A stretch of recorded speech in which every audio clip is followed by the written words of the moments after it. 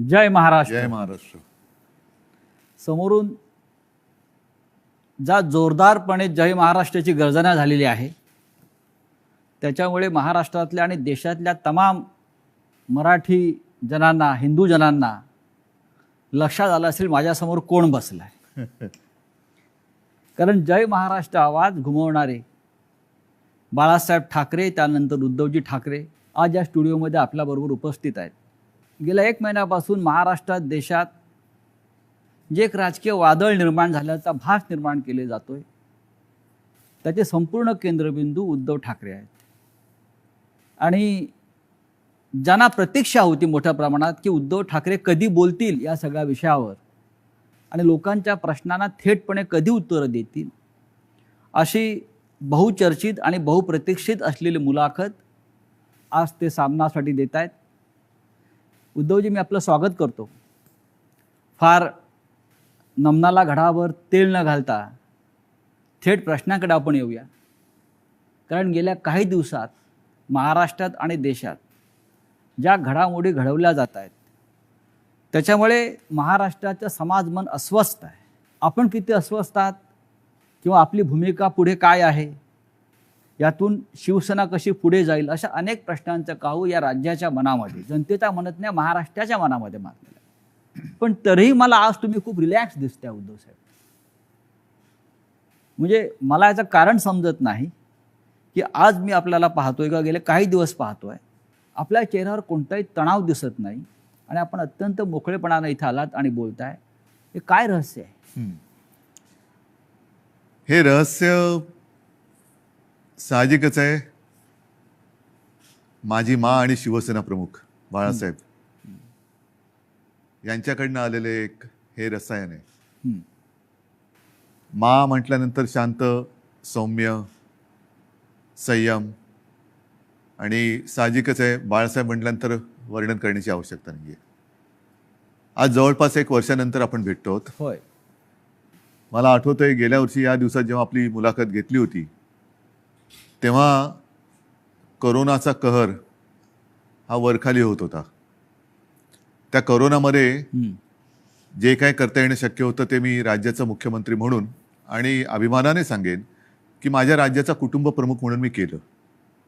त्याच्यानंतर आता पाहिलं असाल, कारण त्यावेळेला लॉकडाऊन होता, मंदिरं बंद होती, सणासुदींना बंदी होती. पण यावर्षी आपण पहिली पंढरपूरच्या वारी तिला परवानगी दिली म्हणण्यापेक्षा तिच्यामध्ये कोणताही अडथळा येऊ दिला नाही आणि जल्लोषात ती पार पाडली. म्हणजे पुन्हा एकदा सणासुदीला सुरुवात झालेली आहे. आता दहीहंडी येईल, गणपती येतील, नवरात्री येईल, दिवाळी येईल. पुन्हा एकदा आपल्या आयुष्यामध्ये उत्सव, उत्साह आणि आनंद याची सुरुवात झालेली आहे. एक मध्ये जणू काही पॉज बटन दाबलं गेलं होतं. आपल्या सगळ्यांच्या सहकार्याने आपण कोरोनातून आणि त्या संकटातून बाहेर पडलो.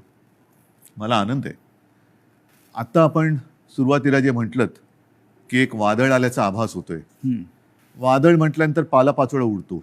तो पालापाचोळा उडतोय सध्या, आणि तो पालापाचोळा एकदा बसला की खरं दृश्य हे लोकांसमोर नक्कीच येणार आहे. मी शांत कसा, तर मला चिंता नाही आहे. चिंता माझी नाही आहे, शिवसेनेची तर बिलकुल नाही आहे. हां, थोडीफार जी आहे ती नक्कीच मराठी माणसांची आणि हिंदूंची आहेच, हिंदुत्वाची आहे. ह्याचं कारण हिंदू द्वेष्टे हे आपल्या घरातच आहेत. मराठी द्वेष्टे, मराठी माणसाची एकजूट तुटावी, फुटावी, हिंदूंमध्ये फूट पडावी, आणि जी मेहनत माननीय शिवसेना प्रमुखांनी हयातभर केली मराठी माणसाची एकजूट करण्यासाठी, हिंदुत्वाची, हिंदूंची एकजूट करण्यासाठी, ती आपल्याच काही कपाळकरंट्यांच्या हातनं तोडावी, मोडावी असा हा प्रयत्न केला जातोय. ती मला एक चिंता आहे. आणि म्हणून मी जे म्हटलं की हा पालापाचोळा सध्या उडतोय, कोण कुठे, हा इकडनं पालापाचोळा तिकडे जातोय, पुन्हा इकडे येतोय, ही जी गळणं गरजेची होती ती पानं ही उडतात. मी मागे एकदा माझ्या मनोगतात म्हटलं होतं की ज्या वेळेला मी वर्षामध्ये राहत होतो त्या वर्षामध्ये 2 झाडं ही आपल्या घराला लागूनच आहेत. एक आहे गुलमोहराचं आणि दुसरं बदामाचं. दोन्ही झाडं मी साधारणतः गेले 2-1 वर्ष बघतोय, ज्याला आपण पतझड म्हणतो. ती पानं पूर्ण गळून पडतात. पानगळ पानगळ म्हणतो. ती पानं पूर्ण गळून पडतात अशा काड्या राहतात. आपल्याला वाटतं या झाडाला काय झालं, पण 2 ते 3 दिवसात पुन्हा नवीन कोंब येतात, अंकुर येतात. आणि मी बघितले 8 दिवसामध्ये 10 दिवसात ते बदामाचं झाड सुद्धा हिरवगार झालं, गुलमोहर सुद्धा हिरवागार वा, झाला. वा. म्हणून जी सडलेली पानं असतात ती झडलीच पाहिजेत. ती झडतायत पानं, ती सडलेली पानं आहेत. म्हणजे आता पानं झडून पडतायत. आता सडलेली पानं झडतायत. ज्यांना त्या झाडाकडनं सगळं काही मिळालं, सगळा रस मिळाला, सगळं मिळालं, म्हणून त्यांचा टवटवीतपणा होता, ती पानं सगळं झाडाकडनं घेऊन ती गळून पडतायत. आणि हे बघा कसं उघडं बोडकं झाले झाड, असं ते दाखवायचा प्रयत्न करतायत. पण दुसऱ्या दिवशी आपला माळीबुवा येतो, ती झाड सगळी पुन्हा ती पानगळ केळ्याच्या टोपलीत घेतो आणि घेऊन जातो. आता ती प्रक्रिया सुरू आहे केळ्याच्या टोपलीत झडलेली सडलेली पानं टाकण्याचा. आता सुरू झाले, आता नवीन कोंब फुटायला लागलेले आहेत. आणि शिवसेना आणि तरुण युवा हे नातं हे शिवसेनेच्या जन्मापासूनचं आहे. नक्कीच, कारण वयाच्या 80 हा, मात्र एक आहे, अजूनही काही ज्येष्ठ शिवसैनिक ते येऊन येऊन भेटत आहेत, ज्यांनी बाळासाहेबांसोबत काम केलेलं आहे, पहिल्या पिढीचे ज्यांना म्हणू, आणि तो संघर्ष त्यांनी पाहिलेला आहे, संघर्ष केलेला आहे. त्यांना शिवसेना म्हणजे नेमकं काय ते कळलेलं आहे. त्यांना आत्तापर्यंत अनेकांना शिवसेनेकडनं काही मिळावं अशी अपेक्षाच नव्हती, आजही नाही आहे, पण ते येऊन येऊन आशीर्वाद देत आहेत. तुम्ही आता मगाशी वर्षाचा उल्लेख केलात, मलबार हिलवरचं वर्षा बंगला, मुख्यमंत्र्यांचं निवासस्थान. आणि मगाशी मी आपल्याला म्हटलं की आपण खूप रिलॅक्स दिसताय, पण मला असं दिसतंय की मलबार हिलवरून आपण परत मातोश्रीला आल्यावर जास्त रिलॅक्स झालं. जास्त माझं घर आहे ते. म्हणजे मी तुम्हाला एक सांगतो मुद्दामून, ह्या काही हे माझे अनुभव आहेत. जेव्हा माझी शस्त्रक्रिया झाली, 2 शस्त्रक्रिया झाल्या होत्या, तो एक अनुभव माझा वेगळा आहे. तो कधीतरी तो फार विचित्र अनुभवातून मी गेलो आणि ठीक आहे. पण त्यावेळेला जेव्हा ॲनेस्थेशियामधनं मला जागवलं, मुख्यमंत्री होतो ना, शस्त्रक्रिया झाली, ऑपरेशन थिएटरमधनं बाहेर ते ॲनेस्थेशियातून बाहेर आल्यानंतर काढताना मला डॉक्टरने विचारलं, सर कुठे जायचं, मातोश्री की वर्षा? मी पटकन म्हटलं मातोश्री. आणि मग डॉक्टरने सांगितलं, डॉक्टर मला तुम्ही गुंगीत सुद्धा विचारलं असतं ना ॲनेस्थेशिया दिल्यानंतर सुद्धा, तरी मी मातोश्री हेच उत्तर दिलं असतं. म्हणजे तुमची इच्छा नियतीने पूर्ण केली असं म्हणताय तुम्ही मातोश्रीत येण्याची? नियती ही म्हटलं तर असते, म्हटलं तर नसते. मुळामध्ये माझी वर्षामध्ये जाण्याची इच्छा होती का? हां, ह्याचा अर्थ ते आता मुख्यमंत्रीपद गेले म्हणून मी वाईट असं नाही, ते एक वैभव आहे. म्हणजे त्या मुख्यमंत्रीपदाचा, वर्षाचा मी अजिबात अनादर करणार नाही. ती एक वेगळी वैभवशाली वस्तू आहे. महाराष्ट्राचं मुख्यमंत्रीपद हे मोठं वैभवशाली पद आहे, जबाबदारीचं पद आहे. त्याचा पूर्ण आदर ठेवून मी कधीच वैयक्तिक अशी स्वप्न बघितली नव्हती. पण त्यावेळेला जे घडलं ते आजच्या लोकांना, ज्यांना आपण विश्वासघातकी म्हणू, त्यांना ते पूर्ण माहिती आहे कसा पाठीत वार केला गेला आणि कोणत्या परिस्थितीत महाविकास आघाडीला आपल्याला जन्म द्यावा लागला. हो, पण तुम्ही इस्पितळात असताना, तुम्ही गुंगीत असताना तुमचं सरकार पाडण्याचा प्रयत्न होत होता. त्या विषयावर बोलू का? असं साधारण तुम्ही सुद्धा कारण मला कुठेही त्या माझ्या अनुभवातनं सहानुभूती नकोय. तो फार वाईट अनुभव होता. मानेची शस्त्रक्रिया ही कोणत्याही डॉक्टरनं किंवा कोणालाही ज्याला माहिती आहे त्याला विचारले की त्याच्यामध्ये धोके काय असतात, ह्याची कल्पना मलाही होती, पण ती करणं मला गरजेची होती. ती केल्यानंतर पहिली शस्त्रक्रिया झाली, त्यातून मी चांगला बाहेर पडलो होतो. अचानक एक 5-7 दिवसानंतर सकाळी जाग आल्यानंतर, खरं म्हणजे त्या दिवशी मला डॉक्टरने सांगितलं होतं की उद्धवजी उद्या आपल्याला जिना चढायचं आहे. तर मी मानसिक तयारीत होतो की आज जिना चढायचं, एक पाऊल पुढे जायचं आहे. सकाळी जाग आल्यानंतर जरा थोडासा एक आळस द्यायचा प्रयत्न केला तर मानेमध्ये जो एक असा क्रॅम्प म्हणतो असा आला आणि माझी मानेखालची सगळी हालचाल बंद झालेली. म्हणजे मला श्वास घेताना मी बघत होतो, माझं पोटही हलत नव्हतं. पूर्णपणे मी निश्चल झालो होतो.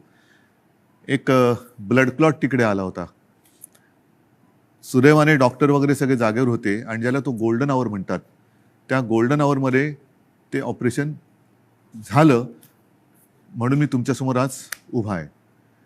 त्या काळामध्ये माझ्या कानावर येत होतं, माझे हातपाय हलत नव्हते, बोटं हलत नव्हती. सगळ्यात टेन्शन मला होतं की समजा कुठे काय डास चावला, मुंगी चावलं तर खाजवायचं कसं. म्हणजे हा एक वेगळा विचित्र भाग होता.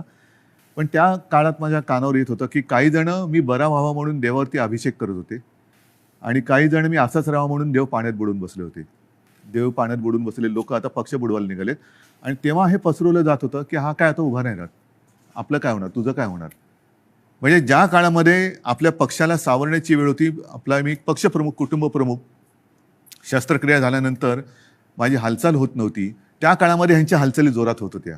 हे नाही म्हटलं तरी एक मला वेदनादायी एक सत्य हे आयुष्यभर माझ्यासोबत राहणार की जेव्हा, आणि मी तुम्हाला जबाबदारी दिली होती पक्ष सांभाळायची, नंबर 2चं पद होतं, पक्ष सांभाळायला म्हणून पूर्ण विश्वास दिला होता. तो विश्वासघात तुम्ही, मी हॉस्पिटलमध्ये असताना, म्हणजे माझी हालचाल बंद होती तेव्हा तुमची हालचाल जोरात होती, आणि ती सुद्धा पक्षाच्या विरोधात. शिवसेनेच्या विरोधात किंवा शिवसेनेच्या बाबतीमध्ये हे विश्वासघाताचं राजकारण वारंवार का होतं? ह्याचं कारण शेवटी आम्ही पक्ष हा प्रोफेशनली नाही चालवत असं मी म्हणेन. तुम्ही सुद्धा गेले अनेक वर्ष शिवसेना अनुभवतात, शिवसैनिकच आहात तुम्ही, पण एक परिवार म्हणून आपण बघत आलेलो आहे. बाळासाहेबांनी आम्हाला तेच शिकवलं, महाने तेच शिकवलं की एकदा आपलं म्हटल्यानंतर आपलं, त्याच्यावरती कदाचित जो राजकारणामधला गुन्हा किंवा चूक असेल ती आमच्याकडनं वारंवार होते. ती म्हणजे एखाद्यावरती विश्वास टाकला म्हणजे आम्ही त्याच्यावर अंधविश्वास टाकतो. पूर्ण जबाबदारी, मग त्याला ताकद देणं असेल, शक्ती देणं असेल. म्हणजे 2014 साली जे आत्ता आम्ही हिंदुत्व सोडलंय म्हणून आवई उठवतायत, मारतायत, बोंब मारतायत, त्यांना मला हाच प्रश्न विचारायचा आहे की 2014 साली भाजपाने युती तोडली होती तेव्हा आपण काय सोडलं होतं? काहीच सोडलं नव्हतं. आजही नाही सोडलेलं हिंदुत्व. पण तेव्हा जो एक मधला काळ आला होता, विरोधी पक्ष एक शिवसेना झाली होती, म्हणजे अनेकांना असं वाटलं होतं की शिवसेना आता संपेल, पण शिवसेना एकाकी लढली आणि 63 आमदार निवडून आलेले. त्या काळामध्ये विरोधी पक्षाची जी जबाबदारी आपल्यावरती आली तेव्हा सुद्धा मी पद कोणाला दिलं होतं? आता सुद्धा जर भाजपनी आत्ता जे केलेलं आहे हे माझ्याशी बोलणी केल्याप्रमाणे हे आत्ता केलं, हे बोलणी केल्याप्रमाणे तेव्हा केलं असतं तर सन्मानाने झालं असतं. देशभरामध्ये पर्यटन करण्याची गरज लागली नसती. आणि असं मी ऐकलं, असं मी वाचलं, माझ्याकडे माहिती नाही, पण हजारो कोटी रुपये खर्च केले गेले. विमानांचा खर्च, हॉटेलचा खर्च, हे त्याच्यानंतर काही आणखीन अतिरिक्त खर्च म्हणजे खोक्यातला असेल. त्या खोक्यात काय दडलंय हे ज्याचं त्याला माहीत, देणाऱ्याला आणि घेणाऱ्याला कळलं असेल. पण हे फुकटात झालं असतं ना, आणि सन्मानाने झालं असतं. हेच तर मी सांगत होतो. मग का घडवलं? कारण त्यांना शिवसेना संपवायची. जे शिवसेनेबरोबर ठरवलं होतं 2.5 वर्षाचं मुख्यमंत्री पद, हेच तर तुम्ही आता केलं. आणि ते जर केलं असतं तर निदान 5 वर्षामध्ये भारतीय जनता पक्षाला एकदा तरी 2.5 वर्षात मुख्यमंत्रीपद मिळालं असतं. ही जी काय आता सोंगढोंग करतायत आम्ही शिवसेनेला, आता ही शिवसेना ते म्हणतात ती शिवसेना नाहीये. हे सगळं तोडफोड करून त्यांचं समाधान होत नाही. त्यांना शिवसेना संपवायची आहे. यांचा वापर करून ते शिवसेना संपवायला का संपवायचे असं वाटतं आपल्याला? आतापर्यंत गेल्या 56 वर्षात शिवसेना संपवण्याचे प्रयत्न अनेक आणि प्रत्येक वेळेला शिवसेना अधिक जोमाने आणि तेजाने उभी राहिलेली आहे. आता सुद्धा त्यांना हिंदुत्वामध्ये भागीदार नको असेल, पण माझं नेहमी असंच म्हणणं आहे की शिवसेना प्रमुखांनी हिंदुत्वासाठी राजकारण केलं, कारण हिंदुत्व मजबूत व्हायला. हे जे करतायत ते राजकारणासाठी हिंदुत्व वापरतायत. हा आमच्या आणि त्यांच्या हिंदुत्वातला फरक, जे विचारतात ना तुमचं आणि भाजपचं हिंदुत्वामध्ये फरक काय, तो हा आहे. शिवसेनेचं राजकारण हे आम्ही हिंदुत्व मजबूत होण्यासाठी केलं, पण यांचं राजकारण मजबूत होण्यासाठी आणि हिंदुत्वाचा आश्रय घेतला. मुख्यमंत्री पद स्वीकारल्यामुळे महाविकास आघाडी हिंदुत्व संकटात आलं, हिंदुत्व म्हणजे काय झालं अशी जी एक आवई उठवली जाते. हो, म्हणजे काय, मला एक प्रसंग असा सांगा किंवा एक माझ्या हातनं घडलेली गोष्ट किंवा निर्णय माझा मुख्यमंत्री पदावरती असतानाचा दाखवा की ज्याच्यामुळे हिंदुत्व धोक्यात आलं. एक निर्णय दाखवा. तर तुम्ही तेव्हा अयोध्येला आत्ता सुद्धा गेला होतात. अयोध्येमध्ये महाराष्ट्र भवन आपण उभं करतो, बरोबर आहे. हे हिंदुत्वाला सोडून आहे की नाही? तुम्ही ठरवा. अयोध्येत महाराष्ट्र भवन, बरोबर आहे. मुख्यमंत्री होण्याच्या आधी सुद्धा मी अयोध्येत गेलो होतो. प्रत्येक वेळेला आपण होतात. मुख्यमंत्री झाल्यावरती सुद्धा अयोध्येत गेलो होतो. कोण काय म्हणेल मी परवा नाही केली. मी गेलो आणि रामलल्लाचं दर्शन घेऊन तेव्हाही आलो होतो. 2दा मी स्वतः अयोध्येत गेलो होतो. आता नव्या मुंबईमध्ये आपण तिरुपतीचं मंदिर त्याला जागा दिली. प्राचीन जी मंदिरं आहेत त्यांचं संवर्धन करणं, जतन करणं हे आपण सुरू केलं. गडकिल्ल्यांचं आपण सुरू केलं. हे कुठे, ह्याच्यात हिंदुत्व कुठे गेलं? हिंदुत्व तर असं कोणताही निर्णय नाही आहे की ज्याच्यामध्ये आपण हिंदुत्वापासून दूर गेलेलो आहे. अशा अनेक गोष्टी सांगता येतील. तुम्ही आज ज्या संघर्षमय कालखंडातून जात आहात याची कधी अपेक्षा केली होती? बघा, शेवटी शिवसेना आणि संघर्ष हे तर एकमेकाच्या पाचवीला पुजलेले आहेत. आणि मागे कोणीतरी असं म्हणालं होतं, ते मला वारंवार त्याचा अनुभव येतोय, की शिवसेना ही एक तळपती तलवार आहे. ती जर मॅनेमध्ये ठेवली तर ती गंजते. त्याच्यामुळे ती तळपलीच पाहिजे. आणि तलवार तळपणं म्हणजे संघर्ष आलाच. अर्थात याचा अर्थ अर्थार्थी कोणी घेऊ नये की तलवारीने वार कराबिरा, असं नाही माझं म्हणणं. ही एक उपमा आहे. आणि त्याच्यामुळे संघर्षासाठीच तर शिवसेना जन्माला आली. त्यावेळेला मराठी माणसासाठी, भूमिपुत्राच्या न्याय हक्कासाठी शिवसेनेचा जन्म झाला. त्याच्यानंतर हिंदुत्वासाठी शिवसेना लढली. मग ते 92-93 साल असेल किंवा कधी असेल. त्याच्यामुळे शिवसेना आणि संघर्ष, जिथे अन्याय तिथे वार, हे शिवसेनेचं ब्रीदवाक्य आहे. ज्या ठाण्यानं शिवसेनेला पहिली ताकद दिली, म्हणजे शिवसेना प्रमुख बाळासाहेब ठाकरे आणि ठाण्यांचं एक भावनिक नातं होतं. एक पहिला भगवा झेंडा जो आहे हा ठाण्यात फडकला आणि बाळासाहेब अभिमानानं त्यांच्या संपूर्ण कालखंडात जीवनात सांगत राहिले की ठाण्यानं मला पहिली सत्ता दिली. त्याच ठाण्यातून शिवसेनेला आव्हान उभं राहिलं. ठाणेकर सुज्ञ आहेत. हे जे पालापाचोळा जो आहे ते म्हणजे काय ठाणेकर नाहीत. ठाणेकर आणि ठाणेकर नागरिक, शिवसेनेचे ठाणे आणि ठाण्याची शिवसेना, हे जे नातं आहे ना, हे ह्या पालापाचोळ्याला तोडता नाही येणार.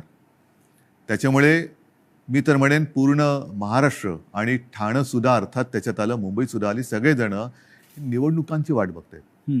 आणि म्हणून माझं मत हेच आहे की याच्या पुढे एक असा कायदा झाला पाहिजे की ज्यांना कोणाला युत्या करायच्या असेल, युती करायची असेल, त्या दोन्ही पक्षांचं, 3 पक्षांचं, 10 पक्षांचं जे काय कडवळ तुम्हाला करायचं असेल ते करा. मात्र तुमच्यामध्ये करार मदार काय झालेला आहे तो जनतेसमोर ठेवा. जागा वाटप किती होणार आहे, कोणत्या ध्येयावरती, धोरणावरती तुम्ही युती करणार आहात, काय पुढे करणार आहात, हे करा. म्हणजे काय झालं असतं, एक तर जे माझं आणि भारतीय जनता पक्षाचं ठरलं होतं ते जे आता आधी नाकारून आता त्यांनी ते केलं, हे आधी जनतेसमोर उघडपणाने आलं असतं. दुसरी गोष्ट, निवडणुकीनंतर जे काय त्यामुळे मला करावं लागलं, महाविकास आघाडीचा जन्म नसता झाला. तो महाविकास आघाडीचा जन्म आम्ही दिला तेव्हा सुद्धा तुम्ही बघितलं की आम्ही शपथ जी मी घेतली ती शिवतीर्थावरती घेतली. छत्रपती शिवाजी महाराजांच्या पुतळ्याच्या आणि बाळासाहेबांचं स्मारक आहे तिकडे, त्या साक्षीने घेतली. हजारो लाखो लोक. आणि शिवतीर्थ हे भगवं पूर्ण फुलून गेलं होतं, ओसांडून वाहत होतं पूर्ण. म्हणजे जर लोक नाराज असतील तर तिकडे कोणी आलं नसतं. पण तरी देखील माझं मत असं आहे की आता निवडणुका घ्या. जर आम्ही महाविकास आघाडी स्थापन करून चूक केली असेल तर लोक आम्हाला घरी बसवतील. आणि जर भारतीय जनता पक्षाने माझं, कारण शेवटी जनता मला ओळखते, नाही म्हटलं तरी आता आमची 6वी पिढी ही महाराष्ट्राच्या जनतेसाठी काम करते. 6वी पिढी, त्याच्या आधीच्या पिढ्या सुद्धा होत्या. पण एक तर लोक त्यांना घरी बसवतील त्यांनी चूक केली असेल तर, जो करार त्यांनी आमच्याशी केला होता तो तोडला म्हणून, नाहीतर आम्ही पाप केलं म्हणून आम्हाला घरी बसवतील. होऊ द्या जनतेच्या कोर्टात फैसला, माझी तयारी आहे.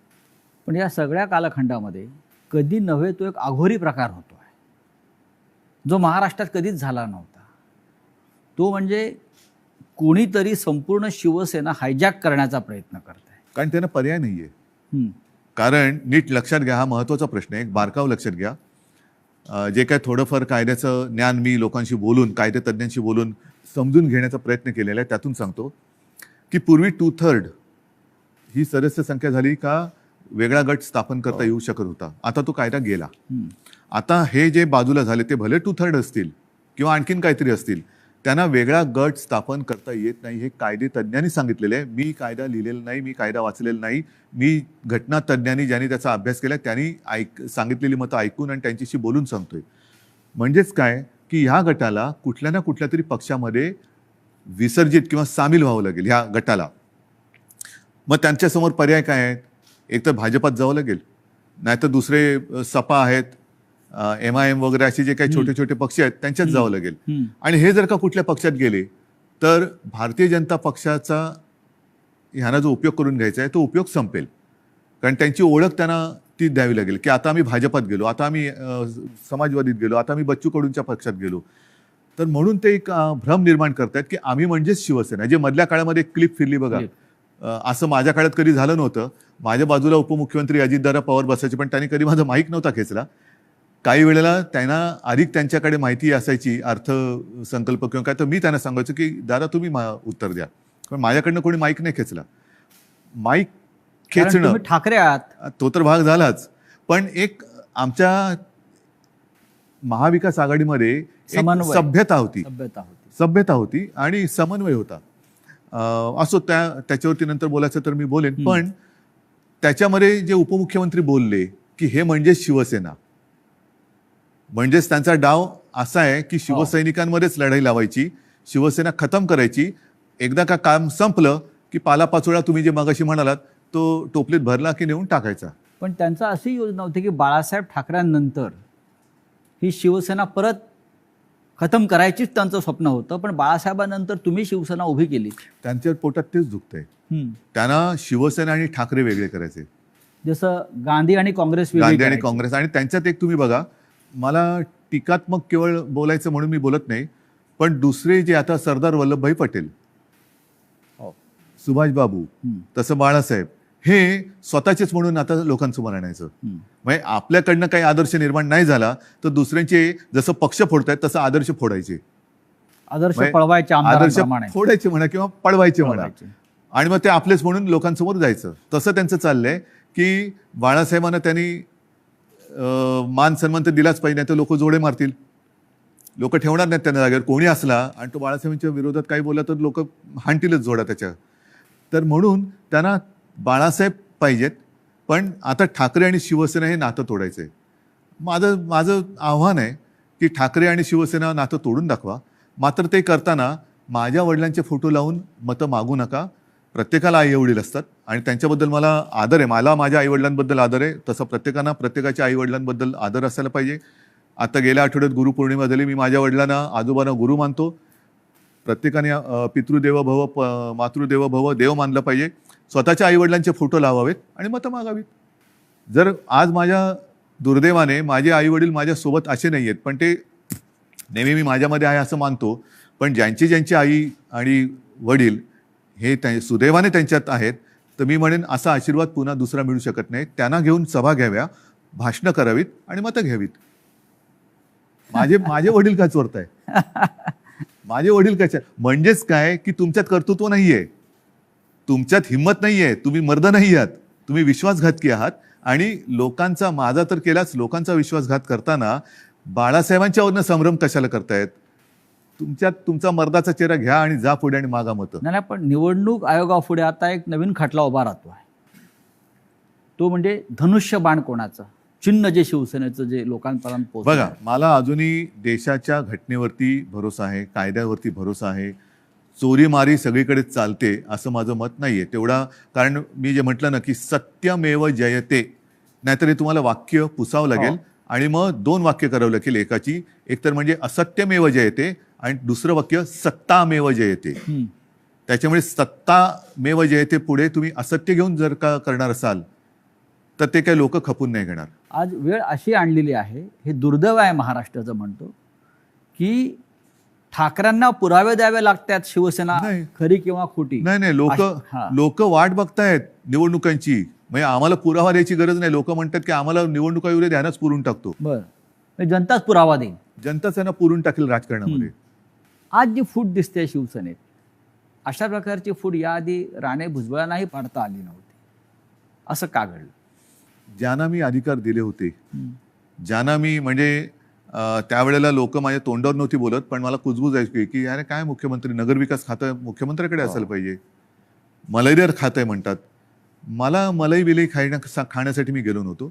मी माझ्याकडे जी खाती ठेवली होती ती एक GAD, ज्याला सामान्य प्रशासन म्हणतात, न्याय व विधी. IT मध्ये मला खरंच काहीतरी एक तंत्रज्ञानाचा उपयोग सगळ्या खात्यांसाठी काहीतरी करता येईल का, हा एक माझा विषय होता. राजीव गांधींनी एक क्रांती केली होती, तसा एक विषय होता. आणि त्याच्यानंतर काही काळ एका दुसऱ्या मंत्र्यांनी दिवे लावले म्हणून त्यांचं खातं माझ्याकडे थोडे दिवस मला ठेवावं लागलं होतं.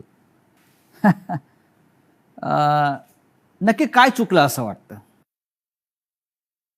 चूक माझी आहे आणि ती मी पहिल्याच माझ्या फेसबुक लाईव्ह मध्ये कबूल केलेली आहे. गुन्हा माझा आहे, तो म्हणजे मी यांना परिवारातले समजून यांच्यावरती अंधविश्वास ठेवला.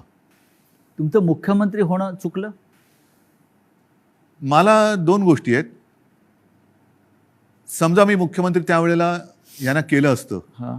यांनी वेगळं आणखीन काय केलं असतं, कारण यांची भूकच भागत नाही. यांना मुख्यमंत्रीपद पण पाहिजे आणि आता पक्षप्रमुख म्हणजे शिवसेना प्रमुख व्हायचे. शिवसेना प्रमुखांबरोबर स्वतःची तुलना करायला लागलात. म्हणजे हे जे आहे ना, ही राक्षसी महत्वाकांक्षा आहे आणि ह्याला हावरटपणा म्हणतात. हाव हाव म्हणजे एक दिलं तरी तुझं तेही माझं, माझं तेही माझं, तुझं तेही माझं, ह्याचं तेही माझं, त्याचं तेही माझं, माझं ते माझं, तुझं तेही माझं इथपर्यंत होतं. आता ह्याचंही माझं आणि त्याचंही माझं इथपर्यंत त्यांची हाव गेलेली आहे. या हावरटपणाला सीमा नसते. की महाविकास आघाडीचा प्रयोग चुकला? महाविकास आघाडीचा प्रयोग जर का चुकला असता तर लोकांनी उठाव केला असता. लोकांनी, जनतेने केला असता. तसं नाही झालं. जनता ही आनंदी होती कारण आल्या आल्याच आम्ही पहिल्यांदा शेतकऱ्यांना कर्जमुक्त केलं होतं. हां. त्याच्यानंतर करोना काळामध्ये मी अभिमानाने सांगेन संपूर्ण माझ्या मंत्रिमंडळातील सहकार्यांनी, प्रशासनाने आणि जनतेने उत्तम सहकार्य केलं. म्हणून आणि म्हणूनच ज्या पहिल्या 5 मुख्यमंत्र्यांमध्ये माझं नाव आलं, ते मी माझं नाव नाही मानत, ते जनतेचा मी प्रतिनिधी म्हणून ते नाव आलं होतं. जर समजा यांनी सहकार्य नसतं केलं तर कोण होतो मी? मी कोण होतो? मी एकटा काय कर बरं, मी तर घराच्या बाहेरही पडत नव्हतो कारण घराबाहेर पडायचं नाही हेच मी लोकांना सांगत होतो. जाऊन घोळके करा. फुटीरांचा आक्षेप त्याच्यावरच आहे.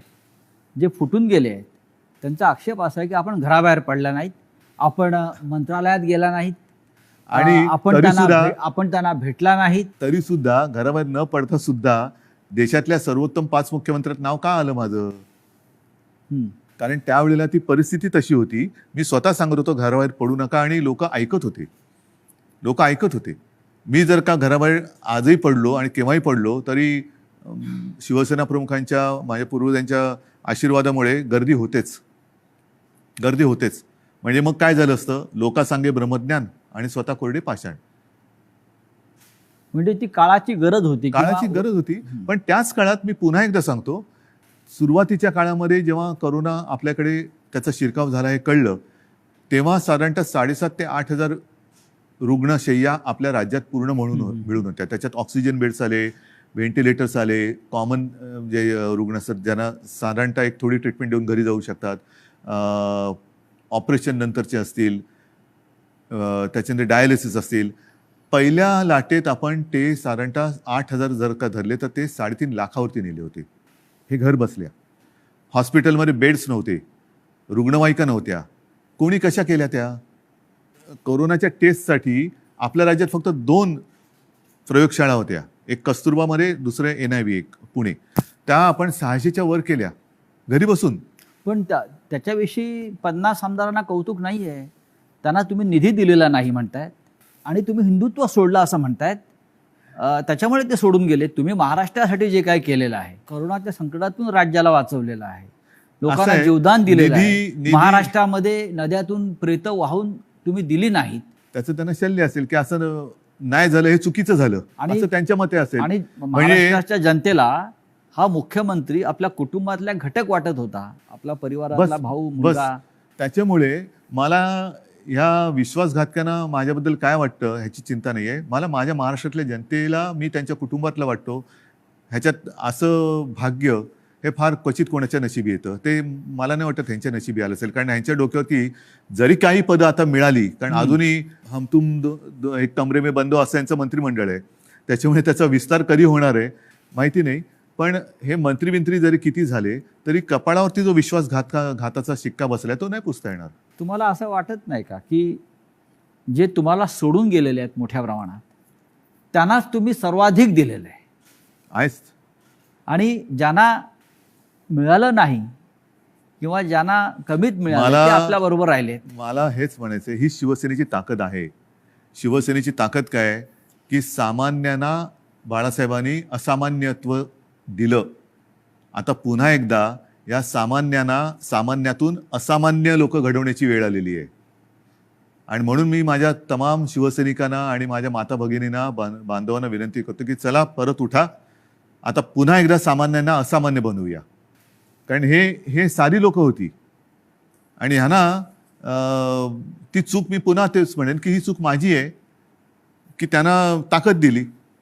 पण त्या ताकदीने ते उलटा वार नुसता नाही केला, तर राजकारणामध्ये ज्या आईने जन्म दिला त्या आईला गिळायला निघालेली अवलाद आहे. नुसतं आईवरती वार करणारे आपण म्हणत होतो तशी नाहीये. ही राजकारणात ज्याने यांना जन्म दिला त्या आईला म्हणजे शिवसेनेला गिळायला निघालेली अवलाद आहे. ज्या पण तेवढी ताकद हो. त्यांच्यामध्ये नाहीये, कारण शेवटी आई ही आई असते. नक्कीच. तुम्ही आईचा उल्लेख केला. कालपर्यंत हे सगळे लोक या शिवसेनेला आपली आईच मानत होती. तुमच्याबरोबर वर्षावरती अनेकांना मी बसलेले बघितले शेवटच्या क्षणापर्यंत. हो, पण आत्ताच तुमचा आधीचा प्रश्न काय होता की मी यांना भेटत नव्हतो. तुम्हाला भेटून ते कधी सुरतला गेले, कोण गोव्याला गेलं, कोण गुवाहाटीला गेलं. 50 खोक्यांची इतकी ताकद असू शकते जी निष्ठा विकत घेऊ जाऊ शकते? निष्ठा नाही विकली जात. विकली जाते ती निष्ठा नसतेच. निष्ठा ही विकली जाऊ शकत नाही. महाराष्ट्रात पण झाडं आहे, डोंगर आहे, हॉटेल आहे. किती सुंदर आहे महाराष्ट्र. महाराष्ट्रात फार म्हणजे ग्रामीण भागातल्या आमदारांना महाराष्ट्राच्या निसर्गाची भुरळ पडत नाही आणि गुवाहाटीच्या निसर्गाची भुरळ हो. पडते. म्हणजे मला कळतच नाही, मग तुम्ही महाराष्ट्राच्या मातीत कसे काय जन्माला आलात? ज्या महाराष्ट्राच्या मातीत जन्माला आलात त्या मातीची तुम्हाला ओढ नाही, प्रेम नाही, त्या मातीची तुम्हाला कधी वैभव दिसलं नाहीये काय? मी स्वतः कलाकार आहे. मी माझ्या त्याच्यावरनं सुद्धा त्यावेळेला चेष्टा झाली होती. पण मी गडकिल्ल्यांची फोटोग्राफी केलेली आहे, पंढरपूरच्या वारीची केलेली आहे. आणि त्यावेळेला तुम्ही महाराष्ट्र बघितला, एवढा त्या पावसाळ्याच्या सुमारास मी सगळी फोटोग्राफी केलेली. एवढा नटलेला थटलेला आणि छान काय काय दऱ्या खोऱ्या एवढ्या फुलांनी बहरून जातात.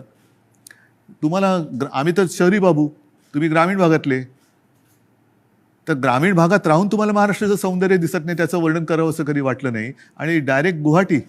मी गुवाहाटी का वाईट नाही म्हणत, प्रत्येक प्रदेश चांगला आहे, पण ह्यांना हे काय मातीसाठी करणार?